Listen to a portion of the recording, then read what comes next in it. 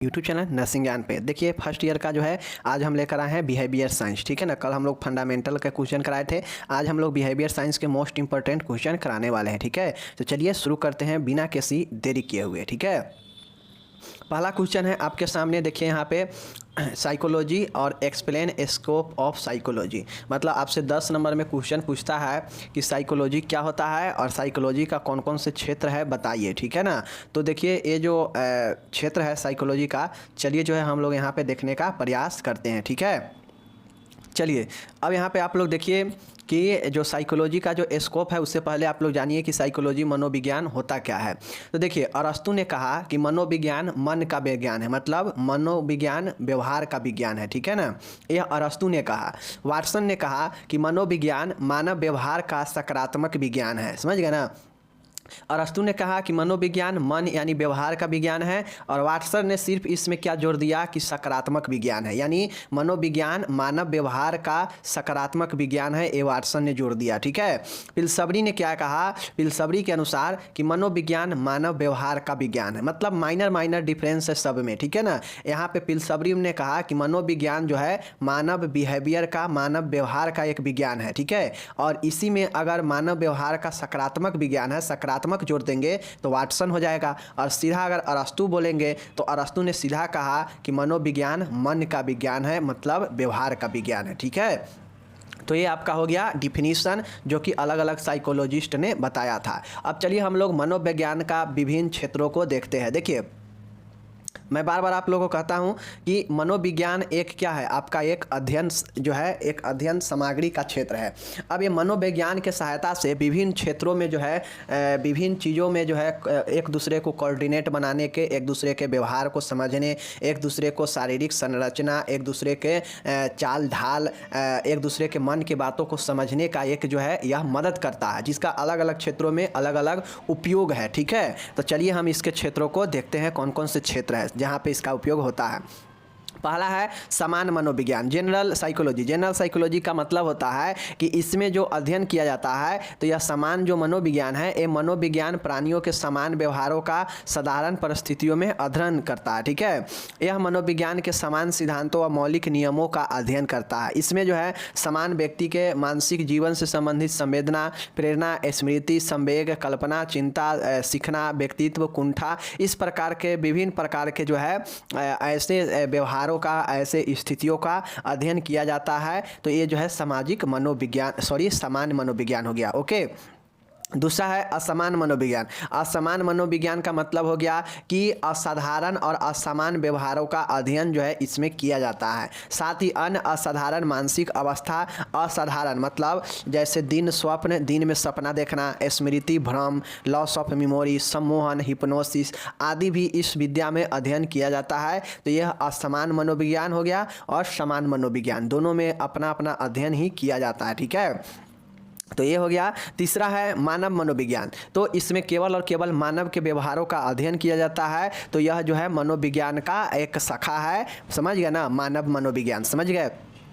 पशु मनोविज्ञान है। पशु मनोविज्ञान को जो है तुलनात्मक मनोविज्ञान भी, कंपैरेटिव साइकोलॉजी भी कहा जाता है, क्योंकि इसमें पशु और व्यवहारों के अध्ययनों को तुलना किया जाता है। समझ गया ना, तो ये है पशु मनोविज्ञान। समझ गए। चलिए पांचवा है व्यक्ति मनोविज्ञान, इंडिविजुअल।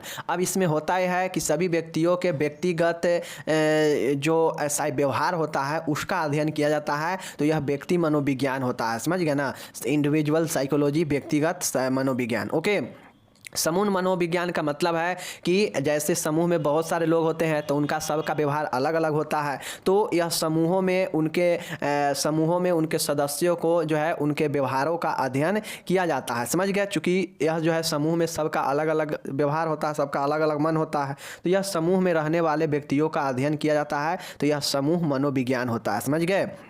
सातवां देखिएगा सामाजिक मनोविज्ञान है, सोशल साइकोलॉजी है। अब इसमें जो है ये जो मनोविज्ञान होता है, तो यह समाज में स्थिति, समाज के प्रति चिंतन आदि अध्ययन किया जाता है। समझ गए। इसके द्वारा जो है नियमों का अनुसंधान करना, सामाजिक संबंधों तथा सामाजिक संगठनों को स्थिर कैसे रखना है, ये सामाजिक मनोविज्ञान बताता है। मतलब समाज के बारे में, उसके चिंतन, उसके स्थिति के बारे में अध्ययन किया जाता है, और उसको कैसे संगठन बनाया जाए, यह सामाजिक मनोविज्ञान बताता है। तो ये सातवां हो गया सोशल साइकोलॉजी। 8वां है प्रौढ़ मनोविज्ञान। इस शाखा में जो है प्रौढ़ व्यक्तियों के विभिन्न व्यवहारों का अध्ययन किया जाता है, क्योंकि प्रौढ़ व्यक्ति का व्यवहार बालक के व्यवहार से भिन्न होता है। प्रौढ़ मनोविज्ञान का मतलब होता है कि इसमें प्रौढ़ व्यक्तियों का अध्ययन किया जाता है, क्योंकि जो प्रौढ़ व्यवहार होता है यह बच्चों के व्यवहार से अलग होता है। एडल्ट का जो व्यवहार होता है यह बच्चे से अलग होता है, इसलिए जो है प्रौढ़ साइकोलॉजी अलग है और बाल साइकोलॉजी अलग है, बाल मनोविज्ञान। अब बाल मनोविज्ञान जो होता है तो इसमें बालक के शारीरिक, मानसिक, सामाजिक, समझ गए ना, संवेगात्मक और गम्यात्मक स्थितियों का अध्ययन किया जाता है। चूँकि इसमें जो है प्रौढ़ का जो व्यवहार होता है, जो स्थिति होता है वह बच्चों से भिन्न होता है, इसीलिए बच्चों को अलग साइकोलॉजी है और प्रौढ़ के लिए अलग साइकोलॉजी है, समझ गए ना। तो यह बाल मनोविज्ञान हो गया, समझ गए। सब बहुत आसान है, बस आपको जो है इसका अध्ययन करते इसको याद कर लेना है कि कौन कौन से है क्षेत्र, समझ गए।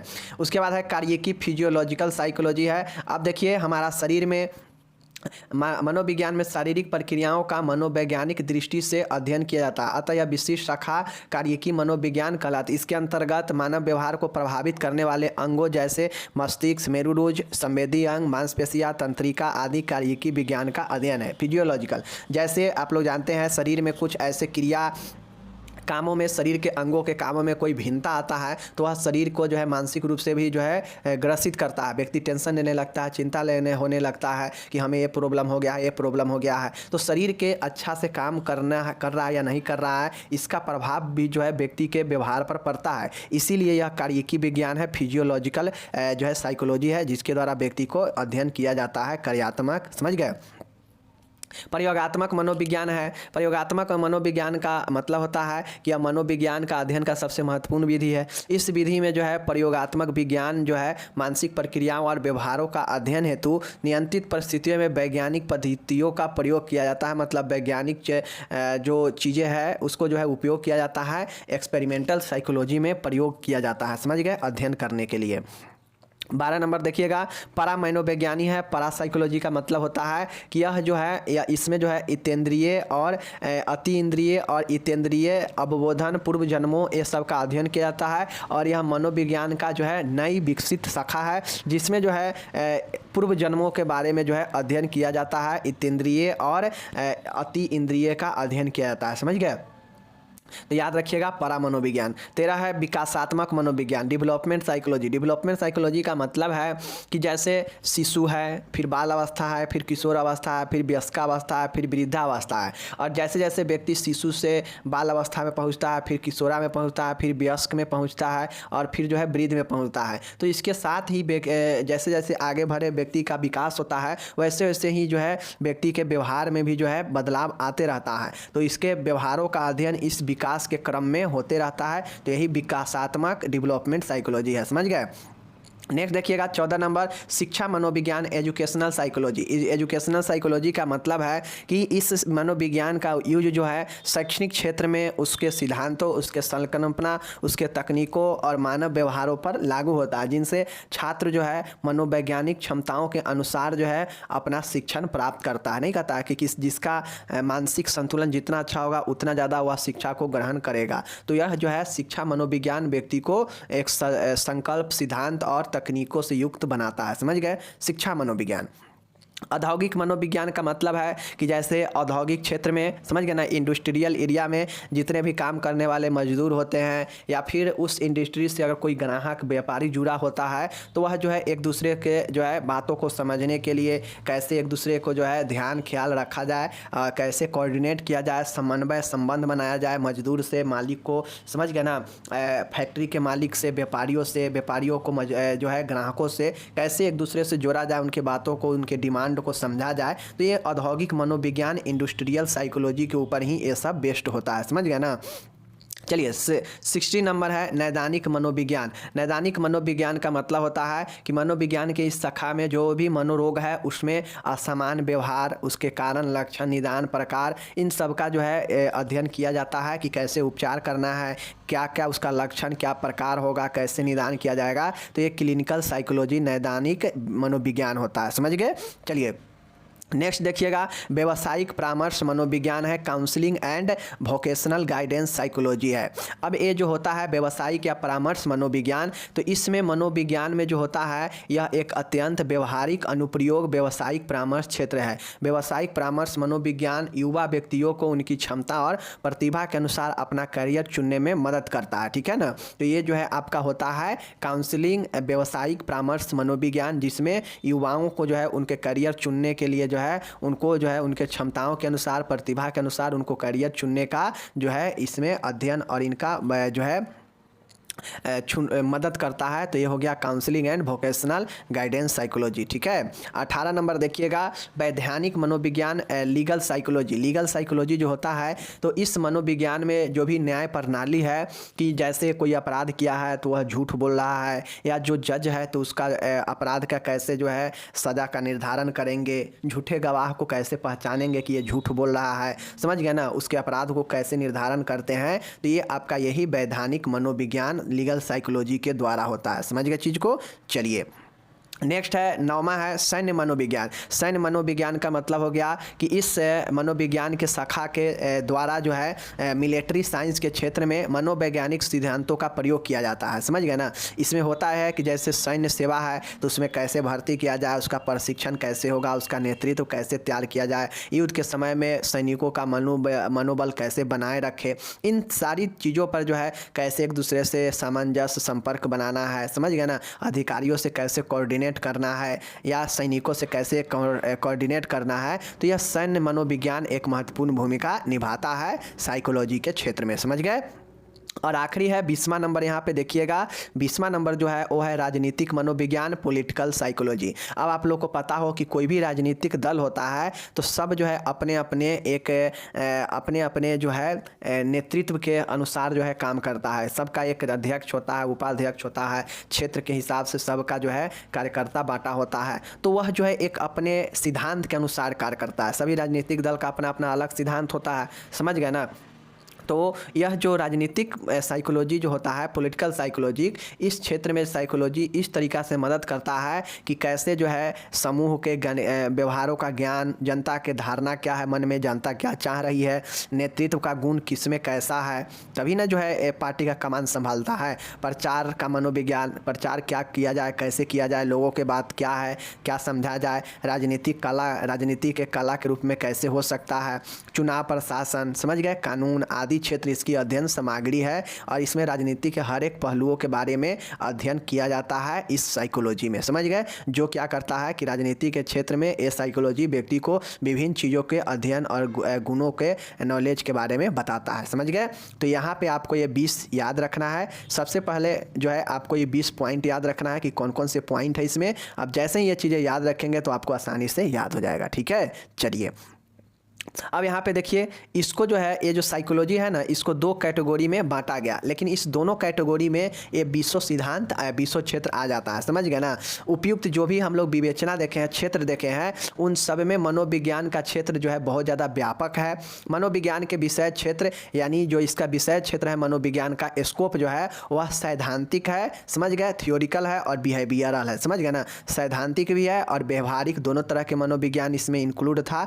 20 जो हम लोग देखे है ना, उसमें कुछ ऐसा है जो कि सैद्धांतिक भी है, कुछ ऐसा था जो कि व्यवहारिक था, समझ गए। तो हम लोग इसी में सबको देख लिए हैं और ये अपने हर एक पहलुओं पर इसमें अध्ययन किया जाता है, समझ गए। तो ये आपका हो गया साइकोलॉजी के जो है दोनों क्षेत्र को 20 पॉइंट में हम लोग देख लिए हैं। आप लोग इसको अच्छे से याद कर लीजिएगा, समझ गए, इंपॉर्टेंट प्रश्न है।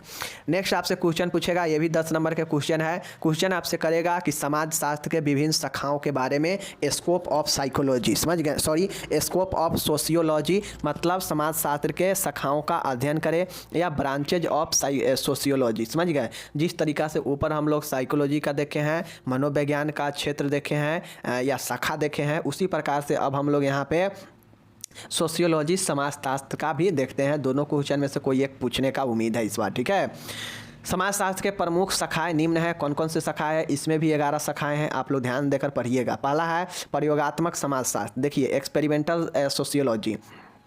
किसी भी प्रकार के वैज्ञानिक विषय का अध्ययन प्रयोगात्मक तरीके से ही संभव है। कोई भी वैज्ञानिक विषय है उसका जो है एक्सपेरिमेंटल तरीके से ही अध्ययन जो है संभव होता है, जिसमें उस विषय से संबंधित तथ्यों का एकत्रित कर उनका विश्लेषण किया जाता है। और ये जो होता है यह समाज में ही होता है, समाज के लिए ही होता है। इसीलिए इसे प्रयोगात्मक समाजशास्त्र कहा जाता है कि इसमें समाज के लिए जो है उनके विषयों के अध्ययन किया जाता है। और इसमें जो है प्रयोगात्मक मतलब प्रयोग के द्वारा अध्ययन किया जाता है, क्योंकि प्रयोगात्मक विज्ञान जो होता है वह प्रयोग पर ही डिपेंड करता है, समझ गए ना, एक्सपेरिमेंट पर ही। साइंस पूरा एक्सपेरिमेंट पर ही चलता है, समझ गए।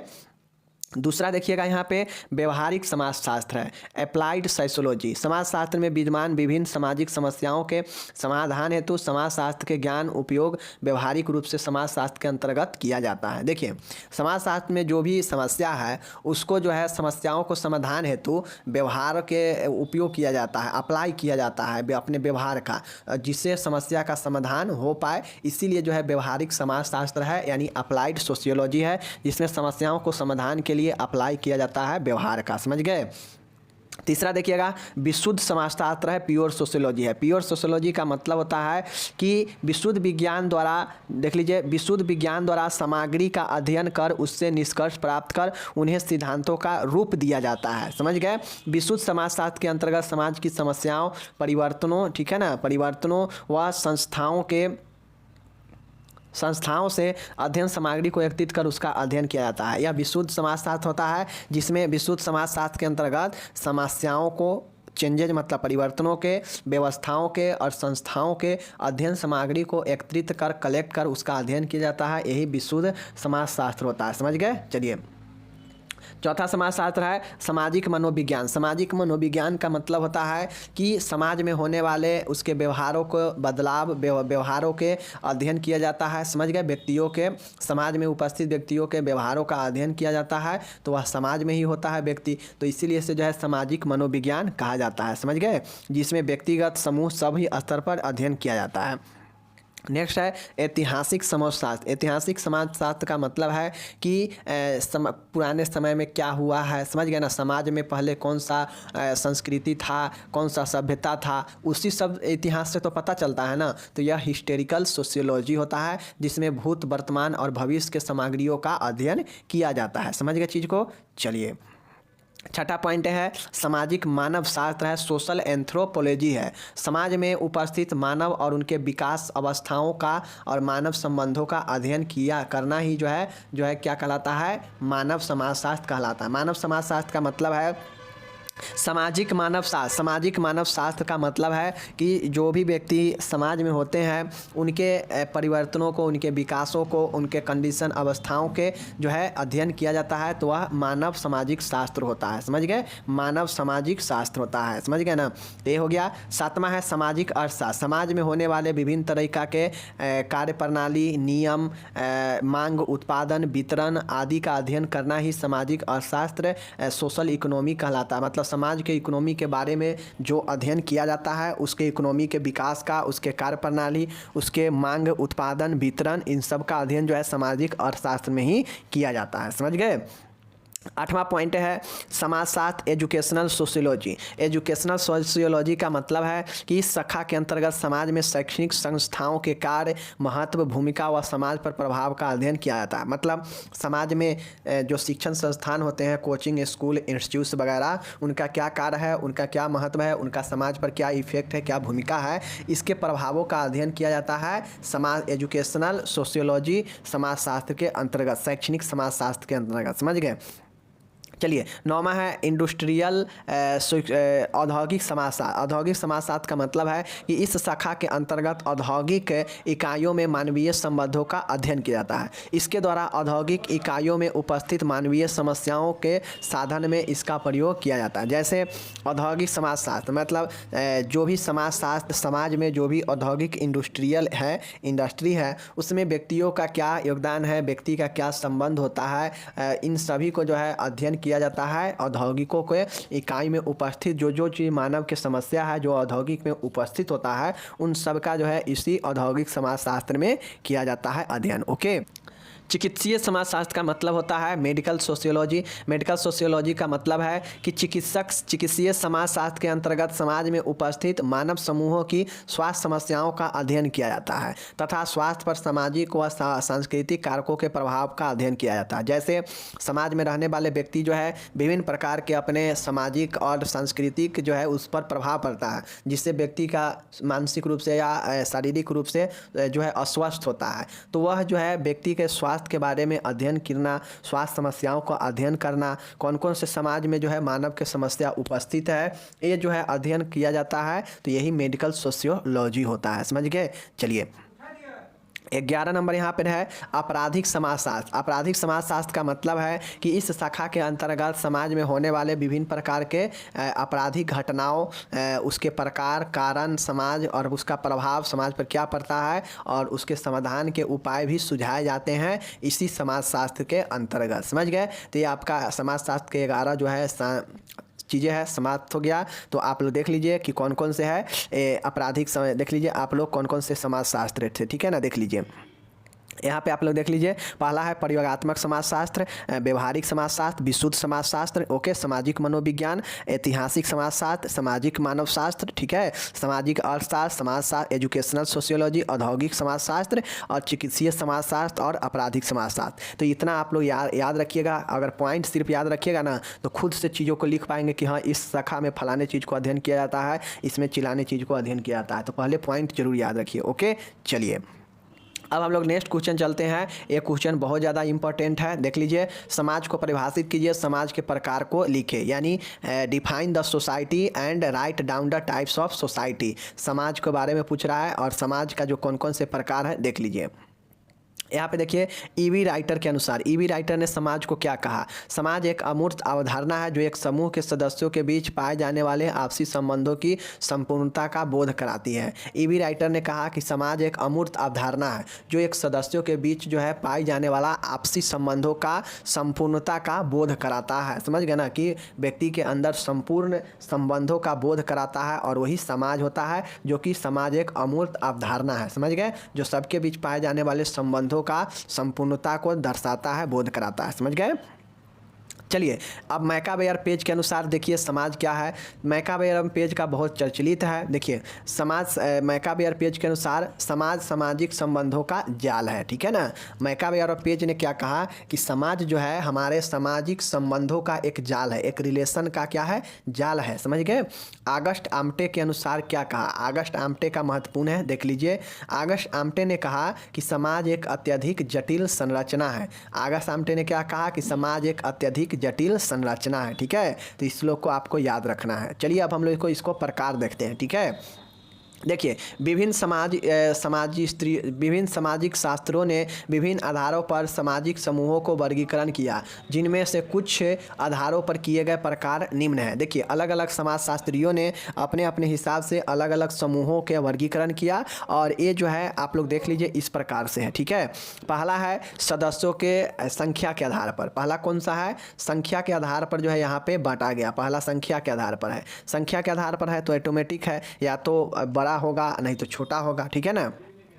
सदस्यों के संख्या के आधार पर पहला देख लीजिए छोटे समूह है और दूसरा है बड़े समूह। छोटे समूह में कौन कौन से आते हैं? जैसे परिवार हो गया, गांव हो गया, और इनमें जो है परस्पर जो है रिलेशन एक दूसरे से पाया जाता है। छोटे समूह में विश्वसनीयता मिलता है और एक दूसरे से काफ़ी जो है घनिष्ठ होते हैं छोटे समूह वाले। ठीक है ना? जैसे परिवार हो गया, एक परिवार और गाँव, यह छोटे समूह होता है। ठीक है? बड़े समूह का मतलब है कि इसमें जो होता है सदस्यों की संख्या अधिक होता है और इसमें जो है बड़े समूह में जो है छोटे समूह की तुलना में जो है अंतरक्रिया और जो विश्वास है वो कम पाया जाता है। जैसे एक प्रांत हो गया, एक राष्ट्र हो गया, तो यह बड़े समूह होता है। किसी राज्य का संपूर्ण राज्य की बात करेंगे तो एक राज्य में बहुत सारा करोड़ों में जनसंख्या होता है, तो बड़ा जनसंख्या हुआ ना, यानी बड़ा समूह हुआ वो। एक राष्ट्र का बात करेंगे तो नेशनल लेवल पर एक अगर राष्ट्र का बात करेंगे तो वो राष्ट्र में बहुत सारे अरबों जनसंख्या है, तो यह भी एक बड़ा संख्या है। और सबके बीच में विश्वसनीयता पाया जाना यह असंभव होता है, तो इसलिए बड़े समूह में जो है विश्वास की कमी होता है। यहाँ पे जो सदस्य होते हैं वह बड़ा ज़्यादा होता है समूहों में, और जैसे राष्ट्र और प्रांत। समझ गए? चलिए तो यह सदस्यों के ये देख लीजिए सदस्यों के संख्या के आधार पर हो गया, 2 बड़े और छोटे।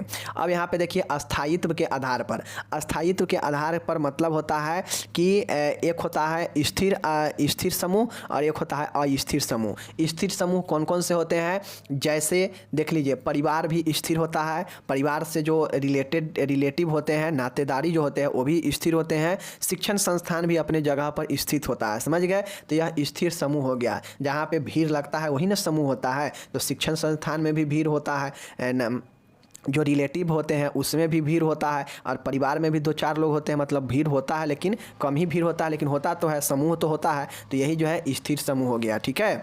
चलिए अब यहाँ पे अस्थिर समूह क्या होता है, तो कुछ ऐसे समूह होते हैं जो अस्थायी होते हैं, अस्थिर होते हैं, समझ गए, जो बहुत कम समय के लिए बनते हैं, जैसे भीड़ या श्रोता, समझ गए ना। जैसे कोई गायक आया, अब वो गायक आया, उसको देखने बहुत सारे लोग पहुँचे, तो वो ज़्यादा से ज़्यादा जब तक वो सिंगर या कोई गायक है तब तक वो श्रोता रहेगा उसके पास में, वो चला जाएगा, फिर वहाँ के जो झुंड है, जो समूह है, वह ख़त्म हो जाएगा। तो यह क्या हो गया, टेम्पोररी हो गया, समझ गए ना। तो यही भीड़ और श्रोता होता है, जिसके लिए कुछ समय के लिए भीड़ जमा होता है, तो अभी एक समूह होता है, लेकिन अस्थिर होता है, कुछ समय के बाद वो ख़त्म हो जाता है। तो देख लीजिए यहाँ पे स्वामित्व के आधार पर कौन सा है, स्थायित्व। स्थायित्व के आधार पर on the basis of stability, मतलब कितना ज़्यादा स्थिर है। तो स्थिर में एक स्थिर था और एक अस्थिर ग्रुप था, ठीक है। तीसरा है हम की भावना। तीसरा कौन है, हम की भावना, on the basis of we feeling. We feeling में एक होता है इन ग्रुप और एक होता है आउट ग्रुप। इन ग्रुप वाला जो होता है, तो इन ग्रुप वाला में हम की भावना पाया जाता है। इसमें जो सदस्य होते हैं, इस प्रकार के ग्रुप के जो सदस्य होता है, एक दूसरे के प्रति जो है इज्जत, सम्मान भाव की प्रेरणा दिखाता है, समझ गए। और जो अंतः समूह वाला जो व्यक्ति होता है, वह दूसरे बाह्य ग्रुप वाले का जो है क्या होता है, खिलाफ में होता है। मतलब वह अपने ग्रुप के सदस्यों के खिलाफ तो इज्जत रखता है, लेकिन सामने वाला बाह्य समूह का जो होता है, उसके प्रति जो है यह क्या होता है, हीन की भावना दिखाता है, समझ गए ना। तो यही अंतः समूह होता है और यही हम की भावना इसमें पाया जाता है। इसमें जो है एक दूसरे के व्यवहार जो है वह पालन करते हैं, अपने सदस्य अपने समूहों के जो नियम है उसके अनुसार यह काम करते हैं, ठीक है। तो यह हो गया इन ग्रुप। आउट ग्रुप का मतलब है कि बाह्य ग्रुप वो ग्रुप होता है जिसमें इन व्यक्तियों से मिलकर जो औपचारिक रूप से संगठित हो या न हो, लेकिन उनके प्रति हम समूह यानी अंतः समूह वाला जो है उदासीनता, द्वेष, घृणा, प्रतिस्पर्धा तथा संघर्ष का भाव रखते हैं, ठीक है ना। देखिए बाह्य समूह को वे समूह भी कहते हैं। यह उन व्यक्तियों से मिलकर बनता है जो औपचारिक रूप से संगठित हो या न हो, लेकिन उनकी प्रति हम समूह उदासीनता, द्वेष, घृणा भाव रखते हैं। बाह्य समूह किसी भी अंतः समूह का विरोध समूह होता है। मतलब सीधा समझिए कि जो इन ग्रुप होता है उसमें जो है बी की भावना होता है, और जो आउट ग्रुप होता है उसमें वे का समूह होता है, समझ गए ना। अब जो आउट ग्रुप होता है तो इन ग्रुप वाले का शत्रु के समान होता है। मतलब इन ग्रुप में जो भी लोग होते हैं वह इन ग्रुप वाले सिर्फ और सिर्फ ये चाहता है कि हम जो है ठीक रहे, हमारा ग्रुप ठीक रहे, इसीलिए उसमें हम की भावना पाया जाता है। वो अपने ग्रुप के लिए हर एक चीज़ करता है, हर एक जो है चीज़ों का पालन करता है, लेकिन उस आउट ग्रुप उसके लिए शत्रु के समान होता है। मतलब वह दूसरे ग्रुप बाहरी ग्रुप वाले के लिए, बाहरी समूहों वाले के लिए वह देखना नहीं चाहता है, वह जो है उसके विरुद्ध में होता है उसके, तथा उसे घृणा, उसे प्रतिस्पर्धा और उससे संघर्ष, उदासीनता, द्वेष का भावना रखता है। कौन, अंतः समूह वाला, इन बी फीलिंग वाला, ठीक है ना। तो ये हो गया। चलिए तो यह समूहों के आधार पर आप लोग हम की भावना के आधार पर देख लिए कि एक में हम की भावना पाया जाएगा वह इन ग्रुप, जिसमें हम की भावना नहीं होता है वह आउट ग्रुप होता है, और जो आउट ग्रुप बाह्य ग्रुप समूह वाला जो होता है वह इन अंतः समूह वाला का शत्रु के समान होता है, समझ गए। चलिए अब यहाँ पे देखिए चौथा है कार्यात्मक आधार पर। चौथा कौन से है, कार्यात्मक आधार। कार्यात्मक आधार पर मतलब जो समाज है उसको कार्यों के आधार पर बांटा गया है, जैसे शैक्षणिक, व्यावसायिक, राजनीतिक, बौद्धिक, धार्मिक एवं आध्यात्मिक, मनोरंजनात्मक आवश्यकताओं की पूर्ति इसी आधार पर बने समूहों के माध्यम से होता है। मतलब कार्यात्मक आधार पर मतलब सभी के अपने अपने कार्यों को अलग अलग तरीके से बांटा गया है। कोई शैक्षणिक कार्य में संलिप्त है, कोई व्यवसायिक कार्य में संलिप्त है, कोई राजनीतिक कार्य में है, कोई बौद्धिक कार्य में है, कोई धार्मिक चीज़ों को प्रचार कर रहा है, कोई आध्यात्मिक चीज़ों को प्रचार कर रहा है, कोई मनोरंजन के चीज़ों को दिखा रहा है। तो ये सब क्या है, ये सब आपके कार्यों के आधार पर जो है समाज को अलग अलग भागों में बांटा गया है उसके समूहों को, ठीक है ना। तो ये हो गया कार्यात्मक आधार पर। ओके, पांचवा है और आखिरी है सामाजिक संबंधों के आधार पर, on the basis of social relationship. अब समाज में कैसा संबंध है, इस संबंध के आधार पर बांटा गया है। पहला है सामाजिक समूहों के प्रकार या वर्ग का सबसे महत्वपूर्ण आधार है। सामाजिक संबंधों की गहनताओं के आधार पर समूहों को दो वर्गों में बांटा गया है। पहला है प्राथमिक समूह और दूसरा है द्वितीयक समूह। प्राथमिक समूह को अनौपचारिक समूह भी कहते हैं और द्वितीयक समूह को औपचारिक समूह कहते हैं। प्राथमिक समूह वह समूह होता है वो उसे कहा जाता है जिसमें जो भी सदस्य होते हैं उनमें एक दूसरे के प्रति जो है आदर भाव और एक दूसरे से सभी को डायरेक्ट संबंध होता है। जैसे पिता पुत्र का संबंध, पति पत्नी का संबंध, दादा पोता का संबंध है, समझ गए ना। तो ये सब जो है एक डायरेक्टली संबंध होता है, अर्थात एक दूसरे से संपर्क में रहते हैं, आते हैं, तो यह प्राथमिक समूह होता है, समझ गए। जैसे प्राथमिक समूह कौन हो गया, आपका गांव हो गया, आपका परिवार हो गया। गांव के लोग एक दूसरे से मिलते हैं ना, एक दूसरे से डायरेक्टली संपर्क रखते हैं, तो यह प्राथमिक समूह हो गया, अनौपचारिक समूह, समझ गए। दूसरा यहाँ पे देखिएगा कि द्वितीयक समूह औपचारिक समूह वह समूह होता है, उस समूह को द्वितीयक समूह भी कहते हैं जिसके लिए आमने सामने के संबंध तथा घनिष्ठता का कोई आवश्यकता नहीं पड़ता है। द्वितीयक समूह में जो है प्रेम, घनिष्ठता और आमने सामने का जो संबंध है, डायरेक्ट संबंध, वो नहीं होता है द्वितीयक समूह में। जैसे राज्य हो गया, राज्य से ऊपर जो है स्टेट हो गया, तो ये सब जो है यहाँ का जो भी होगा वह द्वितीयक समूह होगा, समझ गए। चलिए अब यहाँ पे देखिए, द्वितीयक समूहों में उन गुणों का अभाव पाया जाता है जो प्राथमिक समूह में पाए जाते हैं। मतलब जो प्राथमिक समूह में जो गुण होता है वह द्वितीयक समूह में नहीं होता है। दूसरे शब्दों में यूँ कह सकते हैं कि द्वितीयक समूह में जो कुछ भी है वह प्राथमिक समूह में नहीं है, या फिर ये भी कह सकते हैं कि जो प्राथमिक समूह में है वो द्वितीयक समूह में नहीं है, ठीक है। तो यही आपका हो गया किसका, आपका प्रकार। तो देखिए 5 प्रकार से इसे वर्गीकरण किया गया है। कौन कौन प्रकार से वर्गीकरण किया गया है। पहला है कि सदस्यों की संख्या के आधार पर, कि समाज में कितने कितने सदस्य हैं, कौन कौन से हैं, तो सदस्यों की संख्या पर, मतलब एक छोटा समूह एक बड़ा समूह। दूसरा है कि जो समूह है, जो समाज है वह स्थिर है या नहीं है, तो स्थायित्व के आधार पर 2 भागों में बांटा। एक ऐसा समाज है जो कि स्थिर समूह से चल रहा है और एक ऐसा समाज है जो अस्थिर समूह से चल रहा है, ठीक है। उसके बाद हम की भावना के आधार पर बांटा गया कि एक ऐसे समूह होगा जिसमें अपने ग्रुप के लिए हम की भावना होगा, प्यार से प्यार, दुलार, सम्मोहन, रिस्पेक्ट, सब की भावना अंतः समूह में होता है। जबकि हमें ग्रुप वाला में जो आउट ग्रुप के होगा उसमें जो है इस प्रकार से औपचारिक अनौपचारिक संगठित नहीं होता है। इसमें जो होता है वह इन ग्रुप वाले का शत्रु के समान होता है और बाह्य समूह में जो है एक दूसरे से उतना हेल मेल जोल नहीं रहता है, ठीक है। चौथा है कार्यात्मक आधार, मतलब कार्यों के आधार पर बांटा गया, जैसे शैक्षणिक, व्यावसायिक, राजनीतिक, बौद्धिक, धार्मिक, आध्यात्मिक, मनोरंजनात्मक, ये सब जो है एक कार्यों के आधार पर अलग अलग समूहों को अलग अलग बांटा गया है। तो ये आपका हो गया कौन सा, कार्यों के आधार पर, समझ गए, चौथा। अब 5वां है सामाजिक संबंधों के आधार पर, कि समाज में अगर डायरेक्ट एक दूसरे से संबंध है तो आपका प्राथमिक समूह, अगर एक दूसरे से डायरेक्ट संबंध नहीं है तो वो मतलब द्वितीयक समूह होता है और वह बड़ा समूह होता है, ठीक है। प्राथमिक समूह जो होता है वह जो है छोटा होता है, उसमें प्रेम भावना और संबंध डायरेक्ट का होता है, जैसे गांव और परिवार का समूह के सदस्यों के लोग, ठीक है ना। जैसे द्वितीयक समूह है औपचारिक है, जैसे देश राष्ट्र एक दूसरे के सब में संबंध रहता है, डायरेक्टली नहीं रहता है, तो यही चीज़ें है द्वितीयक समूह, समझ गए। चलिए अब इसका लक्षण देख लीजिए। आपसे एक और क्वेश्चन पूछेगा कि समाज के लक्षण और विशेषता को बताएं, कैरेक्टरिस्टिक ऑफ सोसाइटी, समाज के विशेषता। चलिए हम लोग यहाँ पे देखते हैं समाज के कौन कौन से लक्षण हैं। समाज एक अमूर्त होता है, सोसाइटी इज एब्स्ट्रैक्ट। समाज एक अमूर्त अवधारणा है क्योंकि यह व्यक्तियों का समूह न होकर उसमें पनपने वाले सामाजिक संबंधों का जाल है, ठीक है ना। समाज एक अमूर्त है, इसका एक लक्षण या विशेषता है कि इसमें जो है समाज एक अमूर्त अवधारणा इसलिए है क्योंकि यह व्यक्तियों का एक समूह न होकर इसमें पनपने वाले सामाजिक संबंधों का जाल होता है। जैसे एक समूह, एक परिवार में 5 सदस्य है, इस 5 सदस्यों में कहीं ना कहीं एक दूसरे के बीच कोई ना कोई संबंध होगा, तो यह तो संबंध, यह तो समूह एक बाद में ना है। अब यह समूह कैसे बना है, यह संबंध से ही तो समूह बना है ना। तो यही समाज एक अमूर्त है जिसमें इसके व्यक्तियों के बीच समूह से ज़्यादा इम्पोर्टेंट उसमें पनपने वाले संबंधों का एक जाल होता है, ठीक है।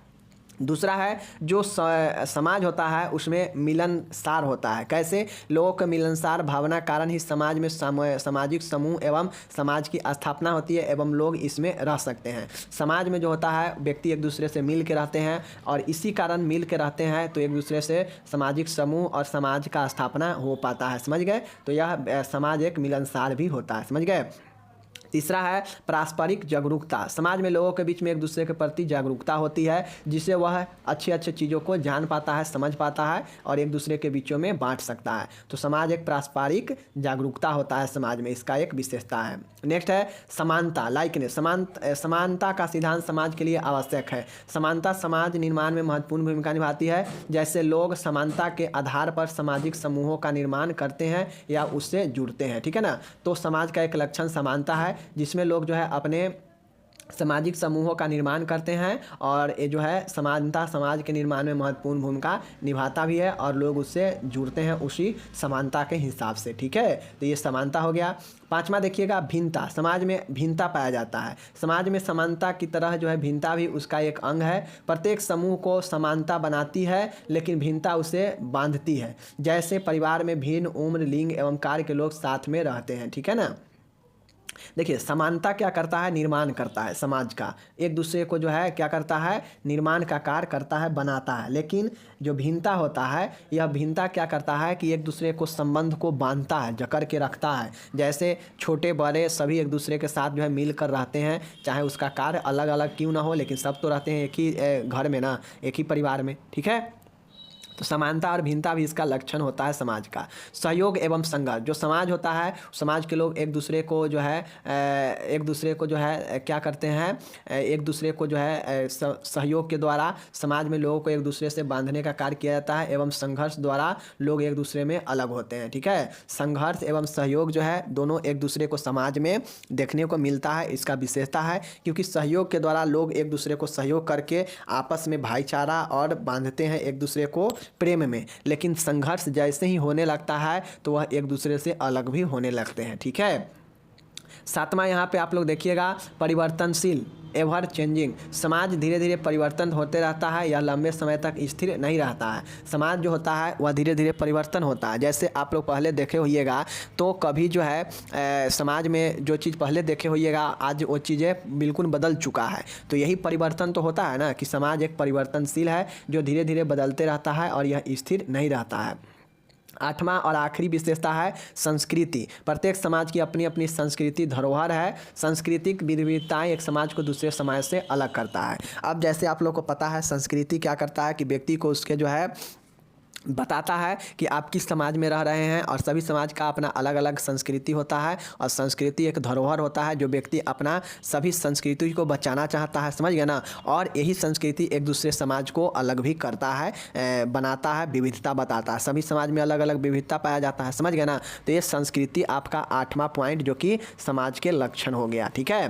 तो आप लोग क्या याद रखेंगे समाज के लक्षण में, संस्कृति, समाज के लक्षण या विशेषता में संस्कृति, परिवर्तनशील, सहयोग एवं संघर्ष, भिन्नता, समानता, ठीक है ना, पारस्परिक जागरूकता, मिलनसार, समाज एक अमूर्त है। ये विशेषता इसका या लक्षण कहिए पाया जाता है समाज में, ठीक है। चलिए मिलेंगे अगले वीडियो में, तब तक आप इसको देखिए, प्यार आशीर्वाद दीजिए और खुद को जो है आगे बढ़ाइए और अच्छे से इसको कंप्लीट कर लीजिए। तीनों जो क्वेश्चन कराए हैं बहुत ज़्यादा VVI क्वेश्चन है, समझ गए। हमें लगता है इस तीनों में से एक क्वेश्चन 10 नंबर में आएगा। ओके, धन्यवाद।